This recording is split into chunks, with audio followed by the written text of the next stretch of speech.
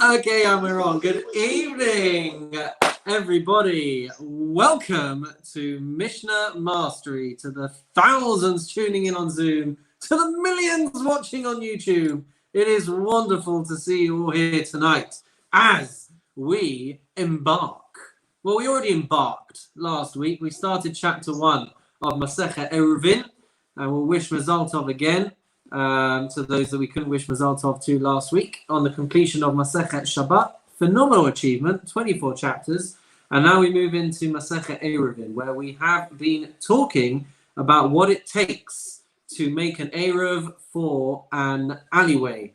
And we had talked, if we remember, about having a crossbeam, about having a post on one side or a post on two sides. That was chapter 1. Please do check out the recording if you missed it. And tonight we are going to be starting on chapter 2. So I'll get that up for you on the screen over here so that you can see it. Where is chapter 2? Where is chapter 2? Chapter 2. There we go. Oh, everyone can see that? Yeah. Excellent. That's what we like to hear. Audience participation, people.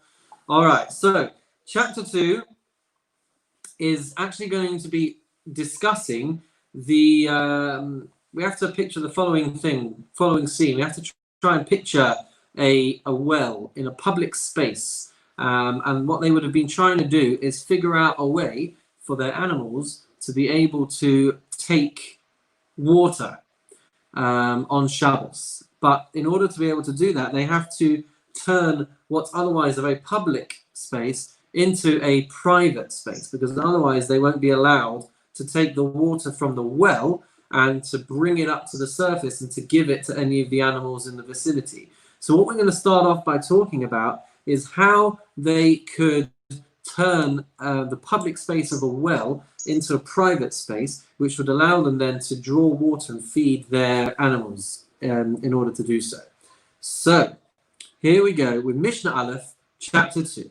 Osin pasin lebeiraos arba diyumdin nirin kishmona divrei Rabbi Yehuda. We start off with the opinion of Rabbi Yehuda, who says that what you need to do is as follows. You need to make small mechitzas around this well. You need to put up some kind of fencing, some kind of board, some kind of planks. And what we're going to see is a few different opinions on what that shape and what that needs to look like. So according to Rabbi Yehuda, what you need to do is you need to set up 4 L-shaped corner posts so that there is space for the animals to get in and out.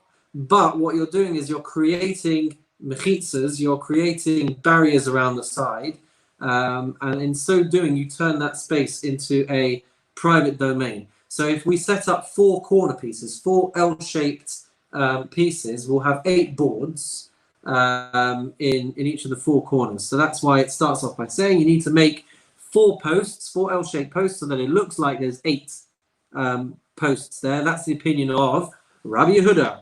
According to Rabbi Meir Omer Shmona Nirin Kishnei Masar. What you have to do is you have to put 8 boards up so that it looks like 12. What does that look like? He says, Arba diyumdin v'arba pshutin. You have to have 4 corner posts, and then along the sides, on each of the 4 sides, you need to have 1 more straight board, so that you've got 8 pieces of wood, but it looks like there are 12. There are 12 sides, not 12 sides, 12 pieces. So what are the dimensions that these need to be? Gavahan asar tefachim. They need to be 10 tefachim high, which we said last week is the height to be able to make a valid mechitza. And varachban shisha. And they have to be at least 6 tefachim across. Va'avyan kol shehu, but their thickness can be of any size. Uveinehen kimlosh shtei ravakos shel shalosh bakar divrei Rabbi Meir. According to Rabbi Meir, you're allowed to obviously leave gaps between each of these boards to allow animals to pass through, but there's a limit. What is the limit? So according to Rabbi Meir, it's enough space to allow 2 groups of 3 oxen to pass by. So we have to imagine that you've got 3 trying to get in to the well to be fed or watered, and 3 trying to get out. So you're allowed to leave that amount of space between each of these boards, according to Rabbi Meir. According to Rabbi Yehuda, he says, "Shal arba arba." You are supposed to leave space of enough space for 4 cattle to pass by. 4 on the way in, 4 on the way out. According to Rabbi Meir, by the way, it's around 10 amot. According to Rabbi Yehuda, it seems to be 13.5 amot. Amot, if you recall, are the length span of your arm. So he says, Rabbi Yehuda Omer shal arba arba. It's enough space to allow 4 animals to pass through, but kashuros velomat mutaros. We're talking about 4 animals when they're tied together, so we're not really leaving much wiggle room. Velomutaros, but not when they're untied and then taking up a bit more space. Achas nichneses for achas yotzes. Enough space for one group to enter and for the other group to come out. So those are the dimensions that we are talking about. Continues with Mishnah base. Mutar lahakriv lebe'er. You are allowed to have these posts quite close to the well. But you have to be careful. You have to make sure that there's enough space for the cow's head and the greater part of its body to be within the enclosure when they are drinking. And similarly, you're allowed to make the area as big as you want, but what you have to make sure, therefore, is that you are always having more board space, more mechitza space than you have air space. So really, you can make a big enclosure to be considered this public domain, but the wider you get away from the central point of the well, you would have to increase the number of boards and keep it consistent so that it can grow exponentially without leaving more airspace than there is mechitza space. So I hope that makes sense. Continuing with, if it doesn't, you'll get it on the next run. Mishnah Gimel. David, just so that you understand, that's the way we sometimes have to go. We just have to, make our beeline through these and hope that everyone is understanding. So I hope you're doing all right over there. You've joined at the hardest Masechta so far. So anyway, Rabbi Yehuda says, what is the maximum area that you would be able to enclose around a pit or around a well? So according to Rabbi Yehuda, ad base sasayim, you are only allowed to make this enclosure as large as the dimensions of 2 base sa'ah. How big is 2 base sa'ah? I hear you cry. Well, it would seem to be about 5,000 amot squared. Why 5,000 amot squared? It seems that was the size of the courtyard of the Mishkan, of the tabernacle, which I guess would be a, not prototype, but a good benchmark to serve as a size for a big enclosure. So the courtyard was 100 by 50 amot, resulting in an area of 5,000 amot squared. It's enough space to plant 2 sa'ah of grain. How much is 2 sa'ah of grain? I'm sure we'll come to that at a different time where we can understand the true size of that dimension. But nonetheless, Rabbi Yehuda says the maximum space would be base sasayim, enough space to grow 2 sa'ah of grain. All right. Amru lo, they said to him, lo amru base sasayim ela legina olukarpeth. We only really say that this dimension, which is a very frequently occurring dimension of base sasayim, of enough space to plant 2 sa'ah, we only really give that as the dimension for a gina, for a garden, or for karpeth, or karpaf, as it writes it over there. A karpaf is kind of like a wooded area, a bit like a forest. So that is where they allow that kind of size for. Aval im hayadir or satar, but if it was an enclosure that was a pen, or it was a sheep pen where there would also be a shepherd living there. So if that's the case, or muktse, not muktsa, but muktse, or if it's a muktse, which is translates it there as a backyard, or a chatzer, or a courtyard. So the backyard, the muktzer, seems to be a place where they would store their firewood. So the owner would go there every day. It would be in regular use. So for a muktzer or a chatzer, which is a courtyard, afilu beis chameshes korim. Even if it was as large as enough space to plant 5 kor, which is 30 sa'ah. Oh, there you go. So we're going to start seeing these dimensions a little bit here. So a core is, or the base core is about 75,000 amot squared, which would mean that 5 base core is 375,000 amot squared, and afilu base asara core, and even if it's enough for 10 core, then we're looking at 750,000 amot squared. So those are the maximum sizes. According to Rabbi Yehuda, it's only 5,000 amot squared, but then you have these larger dimensions according to the Chachamim, where it would be allowed to make these enclosures. Continues the Mishnah, but the truth is, you can have it as big as you want, but you just have to be careful that you are increasing the number of posts as you go along, so that the dimensions all fit together in an appropriately halachic way. So that is how big these enclosures could get, while employing the halachic parameters of Eruvin. Moving on to Mishnah Daled. Rabbi Yehuda is back again. Rabbi Yehuda Omer, Im Haisa Derech Harabim Mafsikasan. If you have a public road that is cutting through this area where you are looking to have your well space.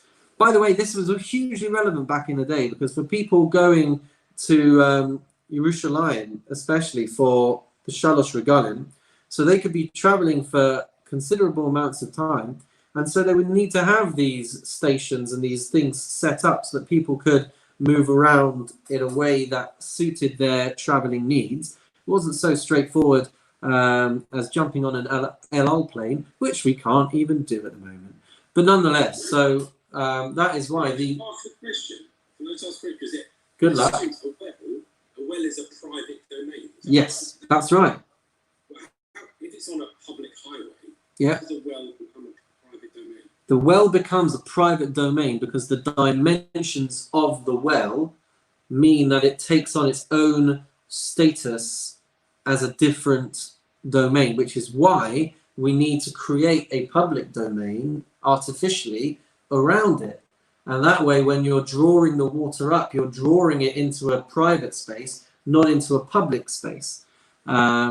So the dimensions that we've been speaking about in the previous Mishnah, especially in the first couple of Mishnah, that was in order to be able to draw this water out on Shabbos without transferring from private to public. So what we're dealing with in Mishnah Daled over here, in the fourth Mishnah, if you've got a public thoroughfare cutting through this otherwise public space, you can have a public space without it being a road. But what we're dealing with here is a road passing through where this well is. So according to Rabbi Yehuda, in Haisa Derech Harabim Mafsikasan, Yisal Kena L'Tzdadin.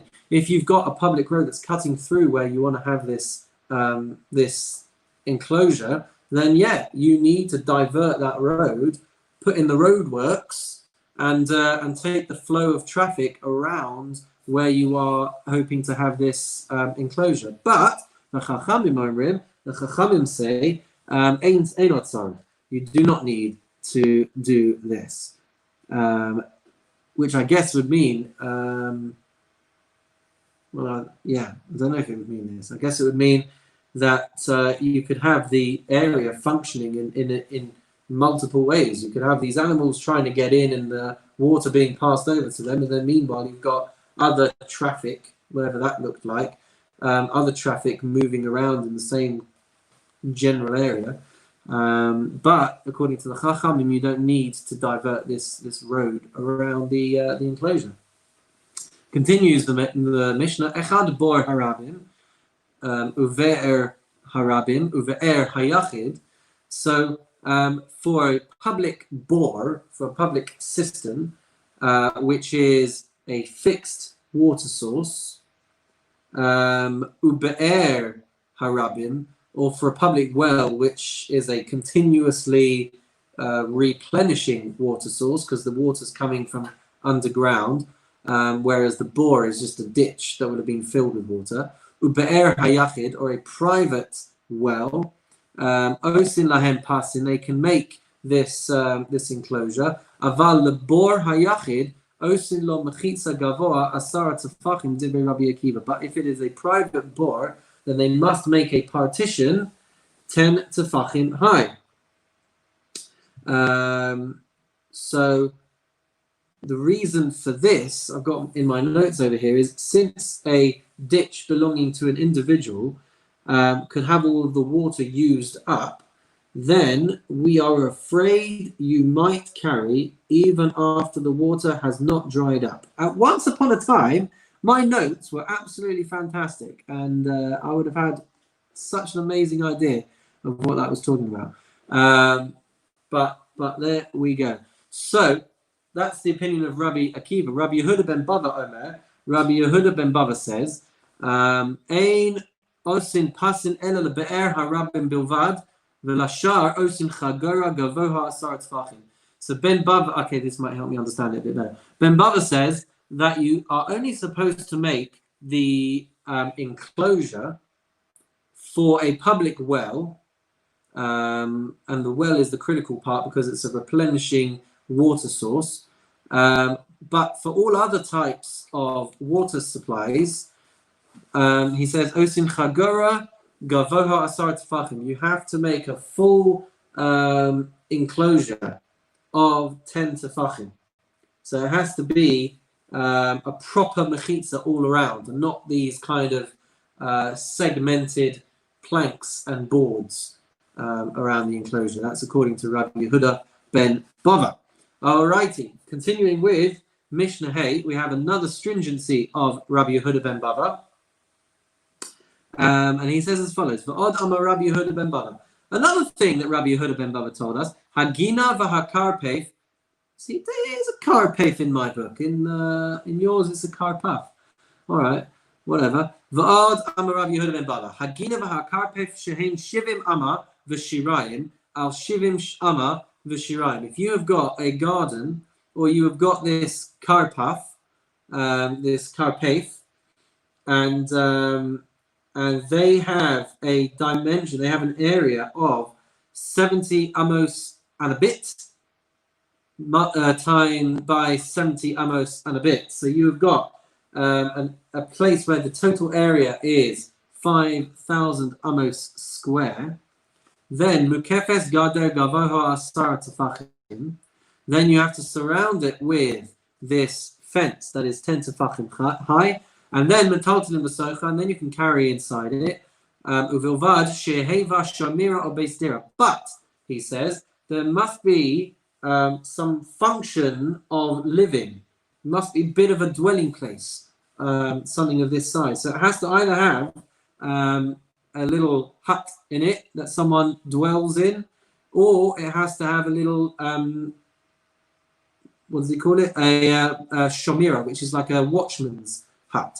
You know, because especially if they were growing different plants and trees and crops and whatever else, so these things will have had huts for the farmers and the workers to be able to look out over these fields, rest if they needed to rest, etc., etc. So if you're dealing with something of that size, according to Rabbi Yehuda ben Bava, there must be within that space some kind of dwelling pad. Or shetahei smuch la'ir, and if there's not, then it must be within enough proximity to the main city that it's within the tachum.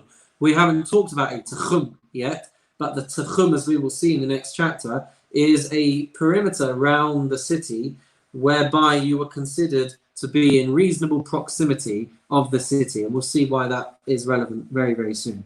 Rabbi Yehuda Omer, Rabbi Yehuda says, Afilu ein ba'ela vor v'shiach u'ma'ara metaltal m'socha. Even if you've got something of this size, and all that is within that space according to Rabbi Yehuda is a bor, is this ditch or cisterns that translates that, or a shiach, or a ditch, or a ma'ara, or a cave. Nonetheless, within this perimeter, if it's all done in the right way, metaltalin b'sofa, you would be allowed to carry within it. Rabbi Akiva Omer, Rabbi Akiva says, Afilu ein ba'achas mikol elu. Even if you don't have any of these things inside it, as long as it is less than 5,000 amos square and it's properly partitioned around, then, according to Rabbi Akiva, metaltalin b'sofa, you'd be allowed to carry within it. As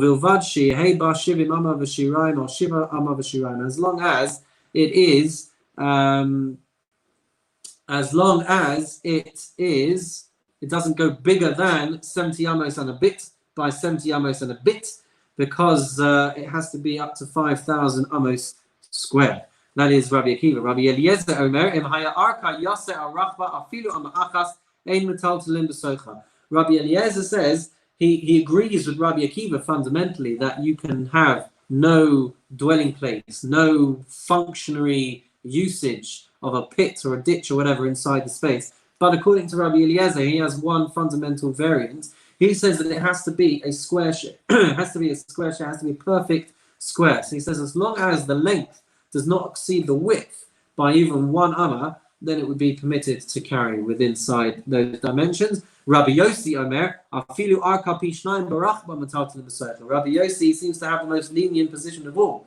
And he says that even if the length is twice as long as the breadth, as the width, you'd be allowed to carry within it. And it seems again that his benchmark is the Mishkan. The Mishkan was twice as long as it was wide. It was 100 amos by 50 amos. So according to Rabbi Yossi, as long as you're not exceeding this 5,000 square amot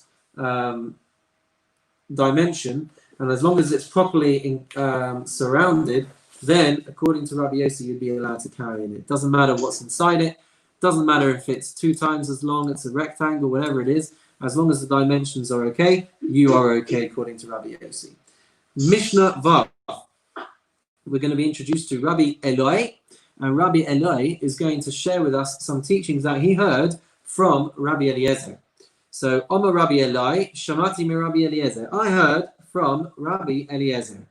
First of all, he heard, Va'afilu hi kebeis kor. Even if the dimensions of this space that we've been talking about in the previous Mishnah, even if it is the size of a base core, you would be allowed to carry in it. He also says, in addition to that, what we mean by that is it doesn't require any dwelling places within that size.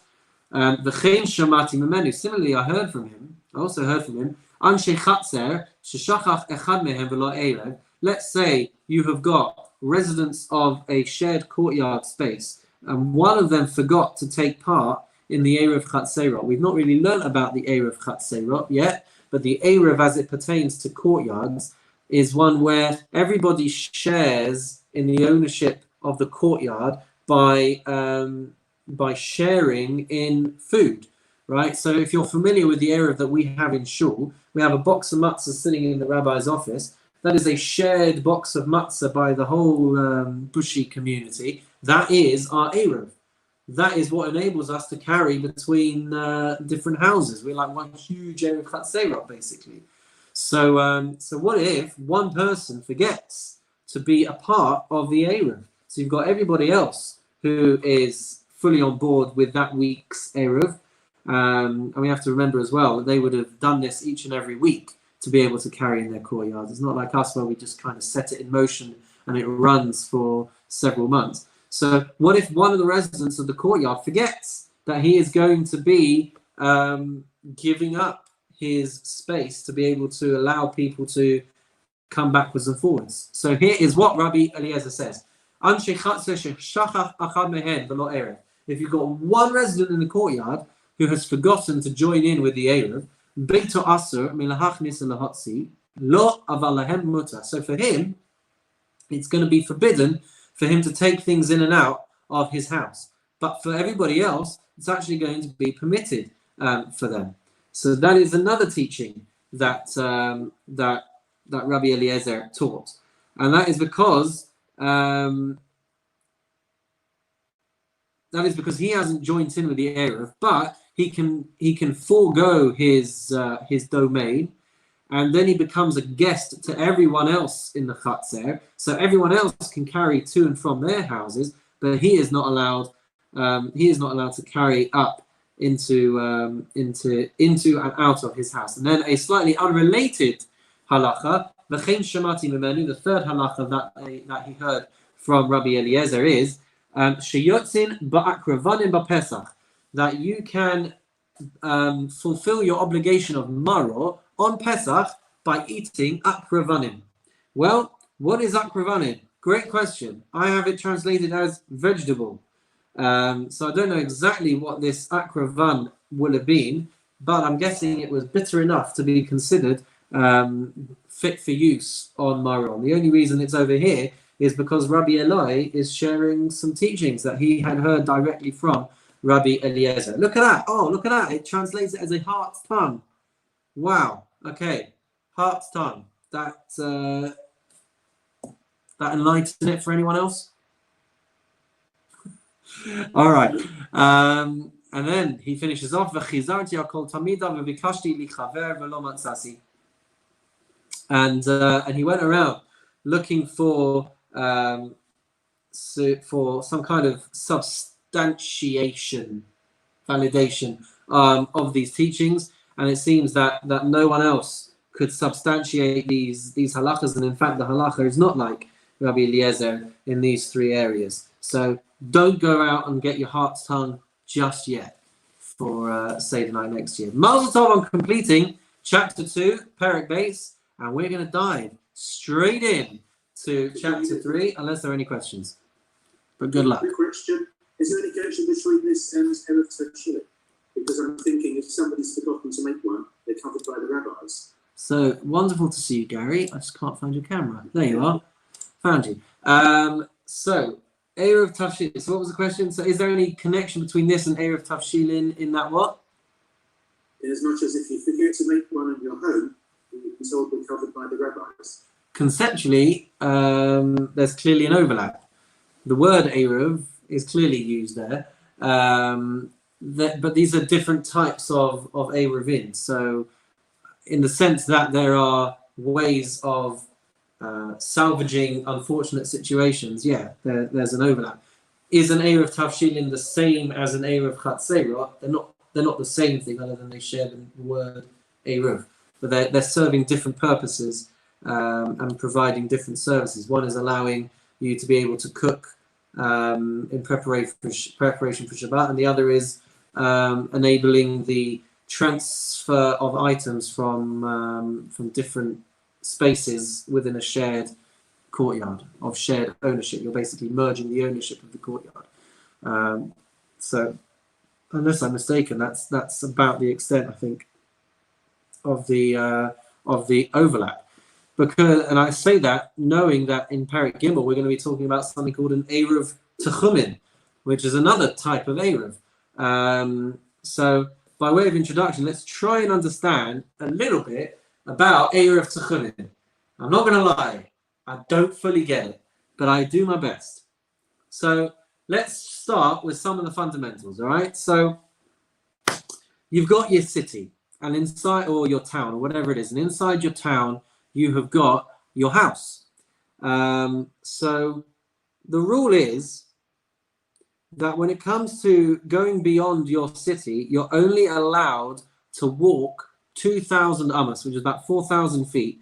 You're only allowed to walk 2,000 amos beyond the boundary of your city. Now, that's not to do with carrying. That's not to do with anything. That's talking about literally just walking. If we were to keep walking on Shabbos past Bushy, past, I don't know, Watford, right out into the, I don't even know where we're getting to geographically, but, maybe beyond Radler, I don't know where I am. I grew up in Cannons Park, do me a favor, right? So, you keep walking and you're going past all of these residential areas, and eventually you're just getting into just pure countryside, and it's beyond the normal boundaries of residential life.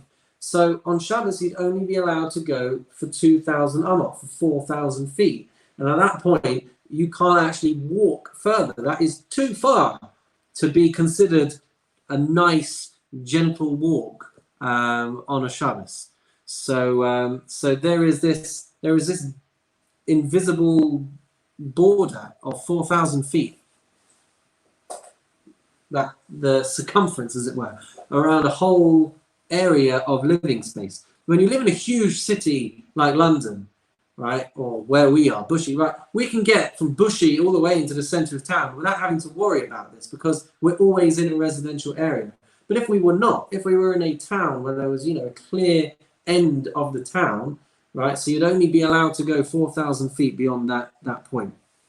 So here, that's step number one. Step number one is we're not supposed to go 2,000 amot beyond that point. Step number two is as follows. If you were to put an Eruv Techumin, if you were to take some food, a loaf of bread, and you were to put that loaf of bread in a particular place, let's say right on the brink of this 2,000 amot perimeter, if you were to put a loaf of bread and leave it nicely stored, securely, safely for you on Shabbos, you would be allowed to walk up to that loaf of bread, and then your distance would be extended by another 2,000 amot. Right, so you can extend the distance from which you'd be allowed to walk if you have set in place beforehand something there, an Eruv Techumin. Because by doing that, you're basically designating that as space that you want to utilize on Shabbos. You're entitled to do so. And so actually your Techum, therefore, your perimeter, would extend for a further 2,000 amot, for a further 4,000 feet. So as long as you can get it there before Shabbos, then that can be your designation. However, if you do that on one side, you are precluding your ability to go in another direction. So this is the first point of where it gets confusing, right? So if I've decided that I'm going to leave my bread on the eastern route out of the town, I now am not able to leave and to walk 4,000 amot west. I can go up to my border, but I can't go beyond it. If you leave it less than 2,000 amot, so if I leave it 1,999 amot on one side, so I do leave myself a wiggle room of an extra amot on the other side of the town, and that continues 1,998, 2 amot, 1,997, 3 amot, etc., etc. So you can leave yourself wiggle room depending on. Can I ask a question? I guess so. Good luck. Thank you. You use the term, and you're using the terminology "you" as a personal term. What if someone else wants to go east and you're going west? Can there be two at the same time? I believe they would. Okay. Anyone else hot in here? Sorry about that one. So, an excellent question. We'll come back to it. Indulge me a little bit and let's see if that answer presents itself. If not, my instinct's going to say that anyone looking to walk beyond their boundary needs to leave their own Eruv, I would imagine. You're not leaving your loaf of bread there for the benefit of the whole city. You're leaving it there so that you can walk further. Okay, so that's one. So if you're leaving it a fraction less than the 2,000 amos, then it does free you up in the other directions. And the final point I have, if you place it 1,000 amos on one side, you can walk 2,000 amos from there, since it is as if you were 1,000 amos on the other side of the onset of Shabbos. So what I think that's saying is, so yeah, if you leave your loaf of bread within the 2,000 amot perimeter, so you're only allowed from that point to go an extra 2,000 amot.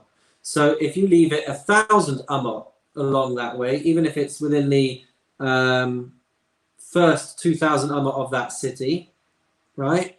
So you're only allowed to go 3,000 amot total, right? 1,000 to your Eruv, and then 2,000 amot beyond that. So that would only be 1,000 amot extra, but that's the point. So, all right. With all that in mind, let's see if we can tackle the exciting world of chapter 3. And we're going to be asking the question, what kind of food you can use for your Eruv Techumin?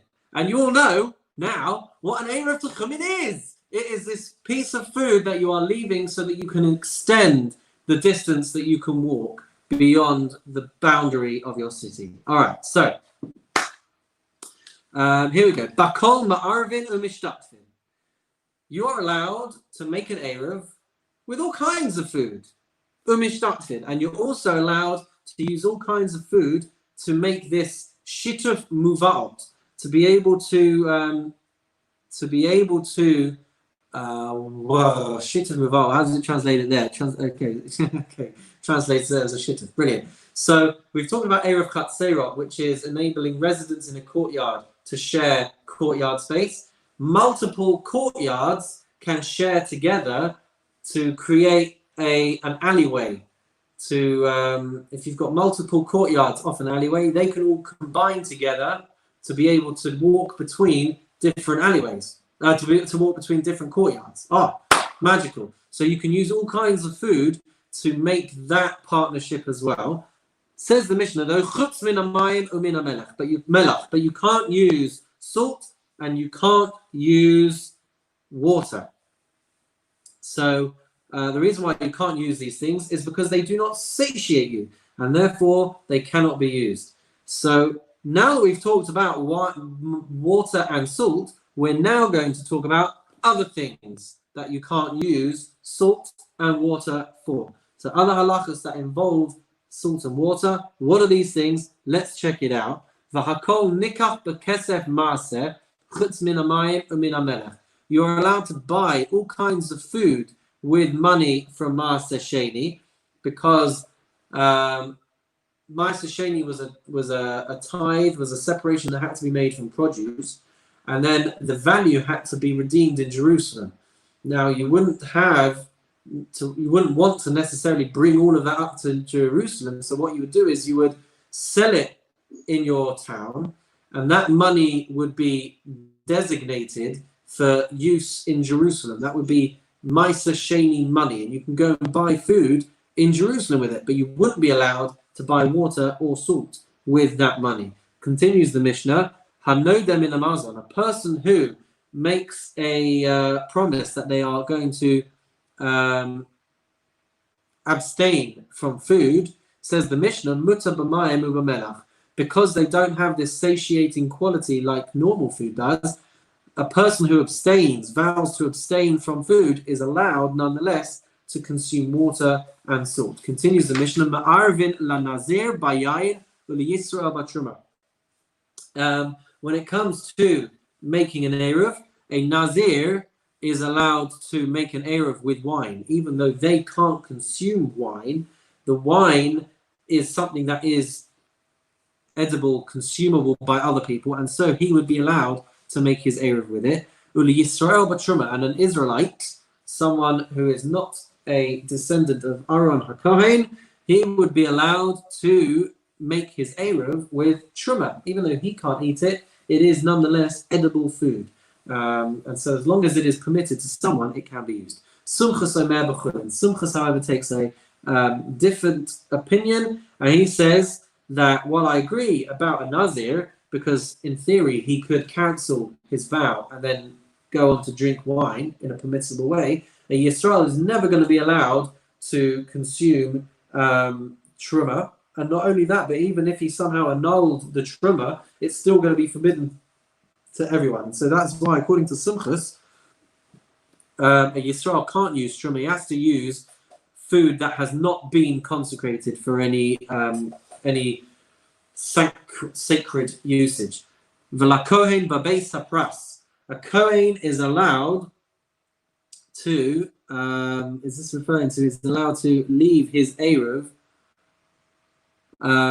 He is allowed to have an Eruv prepared in a Beit Hapras. Why is a Kohen allowed to have his Eruv in a Beit HaPras. And what is a Beit HaPras? A Beit HaPras is an area of land, let's call it a field, and there is a suspicion that there are corpses or there are remnants of corpses. And so there's a big doubt as to whether or not a priest is going to be, a Kohen is going to be contaminated by going through this field. But because there is a method which gets talked about in the Mishnahs, because there is a method for the Kohen to be able to bypass this space and somehow ascertain whether there are bones and fragments and things that could contaminate him, because of that, fundamentally, a Kohen can have his Eruv going in this place. Rabbi Yehuda Omer, afilu b'Beis HaKros. Rabbi Yehuda says he could even have it in a cemetery. Why?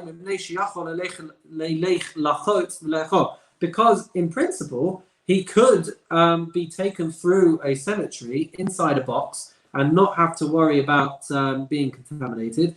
And so he'd be able to get to his Eruv by doing that. And so for that reason, you would be able to have your Eruv inside those spaces, which otherwise we would think a Kohen could never actually access. Mishnah Base discusses foods which may be used even though they have some sort of halachic problem. And if any of this sounds familiar, it's because structurally we saw some of these things, I think, just last week at the end of Maseches Shabbos. Says the Mishnah, Eruvin b'dmai, you can make an Eruv using dmai. Dmai, which we've said before, is food which we are unsure if the tithes were taken by the seller. If the seller is not a trustworthy vendor, then we are concerned that the tithes have not been taken and it would need to be taken again. But because this food could be given to poor people, and because this individual could theoretically become a poor person instantly by relinquishing his property and his ownership of any possessions, so that is why anybody can make an Eruv with Demai. And you can use Ma'aser Rishon from which the Teruma tithe has been taken. You can use the Ma'aser Sheni and consecrated items that have been redeemed. Kohanim are allowed to make an Eruv with challah, not a loaf of challah, but the piece that gets taken from challah, which is given to a kohen, and truma, and the portion that's given to a truma. Aval, says the Mishnah, however, lo b'teva, you can't use produce that is definitely not untithed. V'lo b'ma'aser rishon shelo nitzla trumaso, you can't use ma'aser rishon if it hasn't had its truma taken yet, because it's unfit for use. V'lo b'ma'aser sheni, and you can't use ma'aser sheni because that's not fit. V'lo b'ma'aser sheni v'hekdesh shelo niftu, and you can't use unredeemed ma'aser sheni or hekdesh, consecrated items, because they're unfit for use.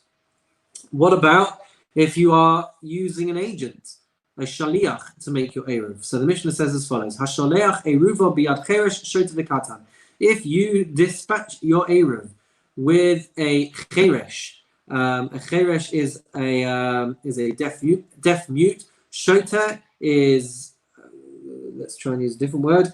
Shota we translate it often as a fool. It's someone who doesn't have the mental capacity to understand the ramifications of the job that they have been given. The katan, or a minor, or biyad misha eno moda be'eruv, or you give it to somebody who doesn't believe in the principle of Eruv, then eno Eruv. They can't, even if they take it to that place for you, you can't rely on this as an Eruv. But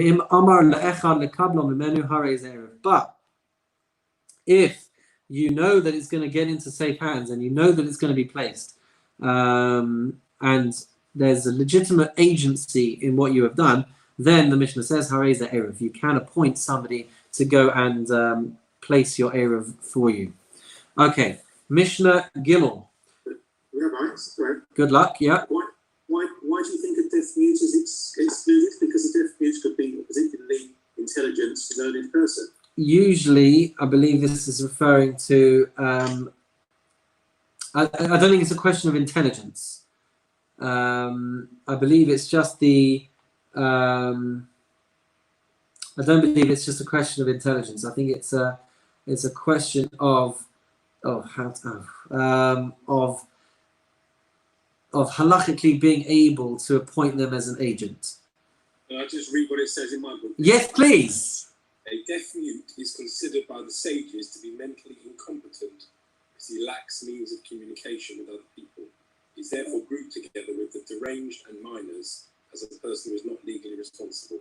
A transactional procedure that requires intent is invalid if done by any of these people, because their intent is not legally effective. Thank you. That's pretty much what I wanted to say. Okay, so Mishnah Gimel. So by way of understanding this, we have to understand that before Shabbos, the location that you intend to have as your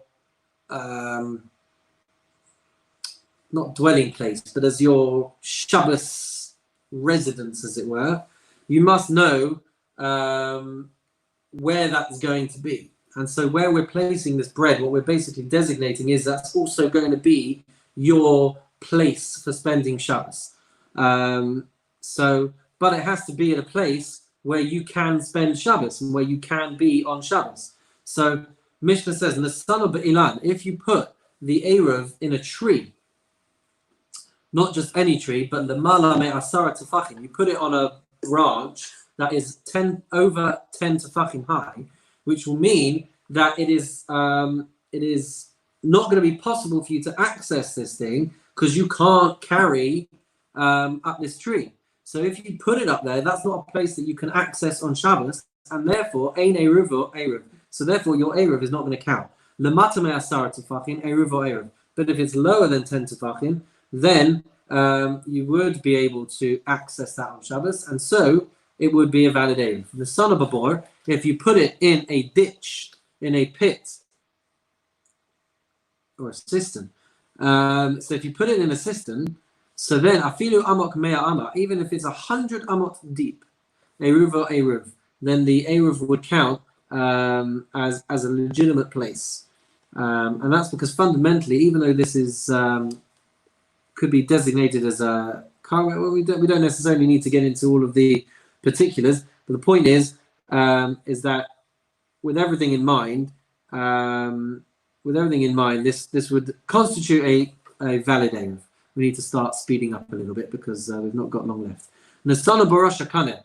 If you put this item on top of a reed, or Borosh Hakundas Bismanshu Talish Vanotes, or you put it on the top of a pole which had been uprooted and then stuck into the ground, even if this thing is extremely, extremely high, nonetheless, this will be considered a valid Eruv. If you put it inside a chest, if you put it inside a cupboard or a locker, whatever it is, and then you went and lost the key, says the Mishnah, you could nonetheless have this as a valid Eruv. And I think this is because fundamentally you could break it open. And according to some opinions, that would be fine for you to do, and therefore the food is accessible. You'd be able to have it constitute a valid Eruv. But Rabbi Eliezer says, Rabbi Eliezer says if he doesn't know that the key is in the right place, then you're going to have a problem, because Rabbi Eliezer holds that whatever you're going to use to break the box open is going to be muktzah. You wouldn't be allowed to use tools to open up this box, and therefore you can't access the contents of the box, and therefore, according to Rabbi Eliezer, the Eruv is unusable for you, and that is why it will not count. Continuing with Mishnah Dalet. What if the Eruv is legitimate when you put it down, but you discover before Shabbos comes in that the Eruv has now moved to a place that you had not thought that it would be? So the Mishnah says, Niskal gal chutz latchon. If you had put this item down in the right place before Shabbos, but it's now rolled to beyond the 2,000 amot limit, v'nafal alav gal, or a bunch of stones, rocks, or whatever had fallen on top of it, and it's now inaccessible, or it's now ruined, or nisraf, or it's burnt, or Teruma v'nitmeis, or you would put an item of Teruma there, but it would become contaminated. Miba'od yom, if you discover this before Shabbos comes in, Eino Erev, then it's not going to work as a valid Erev for you. However, Mishach HaShecha, if you discover this after Shabbos had started, Hareza Erev, then this would still count as an Erev for you. In Suffolk, if it's a doubt as to whether it happened before Shabbos or after Shabbos, Rabbi Meir and Rabbi Yehuda Omrim, Harei Zeh Chamar Gamal. Rabbi Yehuda and Rabbi Meir says, well, you got a situation on your hands. This is a phrase, Harei Zeh Chamar Gamal, means that you are, I think you could translate it as you are stuck between a rock and a hard place. You are, on the one hand, you are a donkey driver, meaning you can control you have to control what's going on in front of you, and you're a camel driver at the same time, meaning you're trying to control what's going on behind you. So you're caught in this kind of catch-22 situation, which will mean that you can move 2,000 amot to the edge of the city because maybe your Erev is invalid, but you can't go beyond that point on the other side. So you can only go 2,000 amot in the direction of your Erev, but you can't go in the other direction because maybe your Erev was valid. And since your Erev was valid, maybe now you can't go any distance in the opposite direction. So that is why you're caught between a rock and a hard place, or caught between a donkey and a camel, however you want to try and understand it. As I said, it's quite tricky. Rabbi Yossi and Rabbi Shimon, Rabbi Yossi and Rabbi Shimon say, Safek Erev kosher. They say quite leniently that a doubtful Erev is still going to be valid. Amma Rabbi Yossi says, Av Tulmas Heyid Mishum Chamisha Zakelim Al Sfek Erev Shekasher. He said that Av Tulmas testified on the authority of 5 elders that is the case. That we can maintain the status quo. You thought it was going to be a legitimate Erev, and so you can rely on that even if you're in a doubtful situation as to when it might have become invalidated. Let's try and continue. Okay, Mishnah Hey. Here, if we don't finish this whole chapter tonight, I do apologize, but this is where, if it hasn't got tricky yet, it's getting tricky. Masne Adam ale Ruva va'omer. A person is allowed to make the following declaration, the following condition on his Erev, and make the following stipulation. Im ba'u goyim min ha-mizrach, eruvi l'ma'arav. If invaders, if people come from the east, and they are extremely threatening, and I don't really want to go in that direction, then I want to consider my Erev as having been put down on the west side, meaning I'll be able to go in that direction without trouble. Min ha-ma'arav, eruvi la-mizrach. And if they come from the west, then I want my Erev to be considered as if it is in the east. So it seems that you can kind of stipulate and change the direction of your Erev if certain criteria are met, such as people coming from a direction at which point you're going to feel very threatened. In Bo Mikan Mikan. Now, by the way, this doesn't mean life-threatening. It just means that you're going to feel extremely uncomfortable, because if your life was in danger, then you could just travel. You don't need to worry about these things. So we're not talking about life-threatening. We're talking about a level of discomfort that is going to mean that you need to have your mind changed. In Bo Mikan Mikan, if they're coming from either side, then whichever way I want to go, I want to be able to go. Lo Mikan Lo Mikan. And if they are not coming from either side, then Hareini Kivnei Yiri. Then I wish to be considered like the people in my town, like the residents in my town, and I want to be able to go in 2,000 amot in any direction, and I don't want to lose out, and I don't want to gain any extra space. I just want to be like a normal person without an Erev. In Bachacham min ha-mizrach, if he stipulates, if my righteous wise friend is coming from the east, then I want to be able to go, then I want to have my Erev on that side so I can go towards him and not have any problems. Min ha-ma'arav, if he's coming from the west, then I want my Erev to be on the west. Ba'lekan u'lechan, if I've got 2 righteous people coming from either side, then I wish to be able to go in either direction. Lo lekan v'lo lekan, hareini kivnei iri. If they're not coming, then I just want to be like a regular resident and not have to worry about how far my perimeters can go. Rabbi Yehuda says, Im haya echad mehen rabbi. If one of these individuals is his rabbi, his primary teacher, holech etzel rabbi.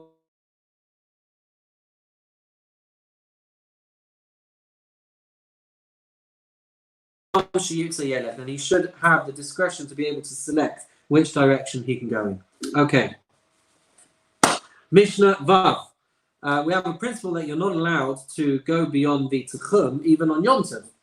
But what's going to happen in a situation where you've got a 2-day Yom Tov? Not because you are keeping 2 days Yom Tov, but because one day is Yom Tov and the following day is Shabbos. Or one day is Shabbos and the following day is Yom Tov. So you're going to need to have an Eruv in place to accommodate both of these days.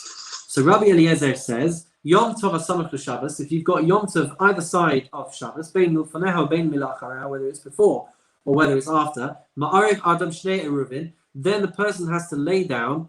One second, I haven't scrolled down for you. I apologize. Then the person is going to have to lay down to Eruvin, and they can make the following declaration: V'omer Eruvi harishon lemizrach. My first Eruv is to the east. V'hasheni lema'arav, and my second is to the west. Meaning, one day I want to go that way, one day I want to go that way. Or harishon lema'arav v'hasheni lemizrach. Or my first is to the west, my second is to the east. Eruvi harishon v'hasheni kivnei iri. My first Eruv,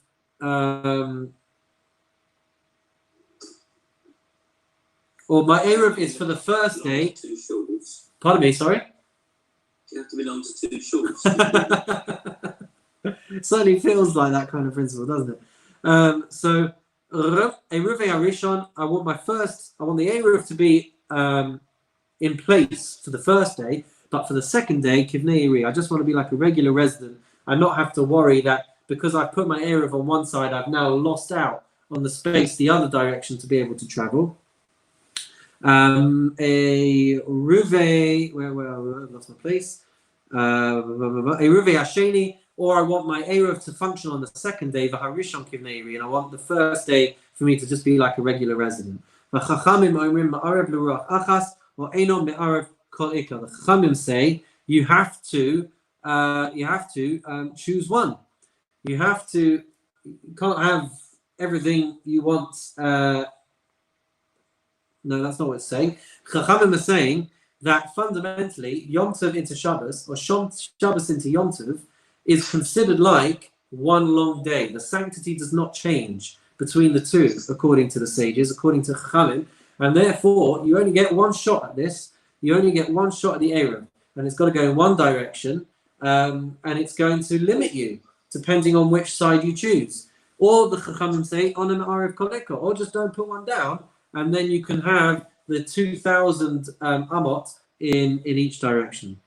So continues the Mishnah, or you can set the Eruv, which is going to function for 2 days, or it's not going to function at all. So the Mishnah asks, what should he do? Says the Mishnah, what should he do? Molicho barishon. So he brings the Eruv on the first day, umachshich alav, and he lets it get dark, v'not lo uvalo, and then he can take it and go away. Basheni, and on the second day he can take it back, machshiv alav v'ochlo, and he can let it get dark, and then he may eat it. And according to this, therefore, v'nitza mishtake ba'alichaso and mishtake be'eruva, and therefore he is benefiting both from his ability to walk and he's benefiting from eating it. Ne'echal barishon, if he eats it up on the first day, eruv l'rishon ve'eno eruv l'sheni. So it's functioned, it's given him the benefits for the first day, but now it won't function for the second day. But Amar lahem Rabbi Eliezer said to them, Modim atem li she'en shtei kedushos. Rabbi Eliezer said to them, you do agree with me, nonetheless, that they are 2 distinct levels of sanctity. So, quite how to explain this. I'm at a bit of a loss, but Jeff might be able to help us out if there's something that I haven't explained well at all. But it does seem that they are fundamentally stringent on having the Eruv functioning in a way that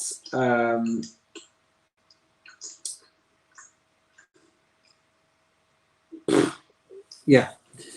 If you've got a way of helping us out with this Mishnah, I'm going to be greatly appreciative, because I don't fully understand. What it's saying over here.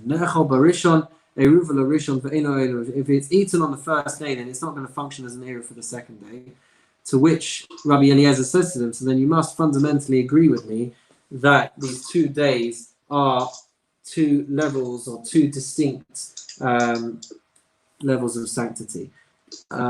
Forgive me for just a second, but someone's... Yeah, there we go. All right. Continuing then, trying to continue with Mishnah Zion. Rabbi Yehuda Omer, Rabbi Yehuda says, Rosh Hashanah, Rosh Hashanah Shahaya Yarei Shema Tisaber. Back in the day when they had to announce the new month and we didn't have a set calendar, and there was a chance that Rosh Hashanah could be spread over different days because of how the months were calculated. So what should they do in that situation? Rosh Hashanah Shahaya Yarei Shema Tisaber. If you're afraid that you're going to have to you're going to have some uncertainty as to when Rosh Hashanah is going to fall. So then you should do the following. So then the person should prepare 2 Eruvin and make the following declaration. Eruvi varishon lamizrach v'sheni lamarav. My Eruv for the first day is going to be to the east, and my second day to the west. Or varishon lamarav v'sheni lamizrach. Or it's going to be on the west, and my second day on the east. Eruvi varishon v'sheni kivnei iri. Or you can say my Eruv is going to function for the first day, but I'm going to be like a resident regularly on the second day. Or Eruvi v'sheni, or it's going to function as an Eruv on the second day, uvarishon kivnei iri, but my first day I'm going to be like a regular resident. So over there we're saying then 2 days Rosh Hashanah, 2 distinct days of Kedusha according to Rabbi Yehuda, and that's why you can make a declaration that allows you flexibility on the different days. However, the Chachamim did not agree to this, and that is because even when it comes to Yom Tov, which is 2 days of Yom Tov, we're not talking about Shabbos. So Rosh Hashanah is treated as one long day definitively, and therefore the Eruv must be in place in time for the first day to cover the days, and you're not going to have that flexibility. So whereas before with Shabbos going into Yom Tov or Yom Tov going into Shabbos, it seems that the sages were strict to say that they can be treated as 2 distinct days. For Rosh Hashanah specifically, they are both going to be considered as one long day. I hope there is some kind of clarity over there. All right. Mishnah Ches. V'adam Rabbi Yehuda. Another statement by Rabbi Yehuda. Masne Adam ala kalkala b'yom tov rishon v'ochla b'sheni. A man is allowed, even though fundamentally you cannot tithe trumas and maasros, you can't make tithes on Yom Tov. However, according to Rabbi Yehuda, what you can do is you can take the produce and you can say, if this first day is not Yom Tov, then consider this as my tithe. And if not, then it doesn't count. And then the next day he can do that again, and he can say, well, if yesterday was Yom Tov, then I'm allowed to take the tithes today. And if it's Yom Tov today and I can't take the tithes, well, that's okay, because I did it yesterday when it wasn't Yom Tov. So Rabbi Yehuda says you can make a stipulation over a basket of produce on first day Rishon, on first day Yom Tov, and then you can consume it on the second day, because either you did it on first day or you've done it on second day, but it doesn't have to be invalid for your use over both of those days, because one way or the other you have definitely managed to tithe the produce. Similarly, if an egg was hatched on the first day of Rosh Hashanah, you should be allowed to eat it on the second day, because either it was hatched on Yom Tov, in which case you're not allowed to have it, because nolad is a concept where something that is created on that day, you can't benefit from it. But if it's Yom Tov on first day, well, it won't be Yom Tov on second day, so you can eat it. And if it wasn't Yom Tov on first day, but it's Yom Tov on second day, then nothing doing. You can have it on second day because it wasn't hatched on that day. So that's why, according to Rabbi Huda, you can have this egg on second day. V'lo hodu l'chachamim, but again, the Chachamim disagreed with that position, again, because it's like one long day. So whenever it was hatched, it's considered to have been as coming into creation, coming into fruition on that day. And finally, let's just break our rules here. 1 minute and 5. But let's just finish up with this last Mishnah test. Rabbi Dosa ben Harkinas, Omer. Rabbi Dosa ben Harkinas says, Ha'over lifnei ha'teva b'yom tov shel Rosh Hashanah, a person who is, we call it going before the teva, going before the ark, but it means someone who is leading the service. On the Yom Tov of Rosh Hashanah, they can say, Hachalitzeni Hashem Elokeinu es Yom Rosh HaChodesh Hazer. Rescue us, Hashem, strengthen us, Hashem, on this, the day of Rosh Chodesh, the first of the month. Im Hayom Im Lamachar, whether it be today or whether it be tomorrow, because we have that uncertainty with Rosh Hashanah in particular. Ulamacha hu Omer Im Hayom Im Eresh, whether it was today or whether it was yesterday. So Rabbi Dosa ben Harkinas is saying that even when you are praying, you could have this possible flexibility as to which day of Rosh Hashanah or you are davening for this salvation. But again, v'lo hodu lo chachamim, the chachamim disagree, and they actually disagree on both counts. Number one, they disagree on saying whether it's this day or that day, because again, they hold it's considered to be one long day, so it's always Rosh Hashanah, even if you think it's not. And secondly, they disagree that we don't call Rosh Hashanah by the name of Rosh Chodesh. We never refer to Rosh Chodesh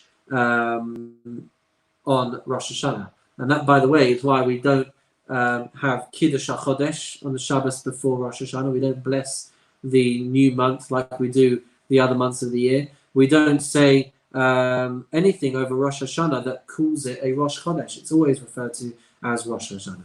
So Mazel Tov, everybody, on finishing chapter 3. And that's all for this week. Join us again as we continue plowing our way through Masechet Eruvin. Have a wonderful and meaningful evening, day, week, year, whatever it is when you are listening to this recording. Take care, everyone.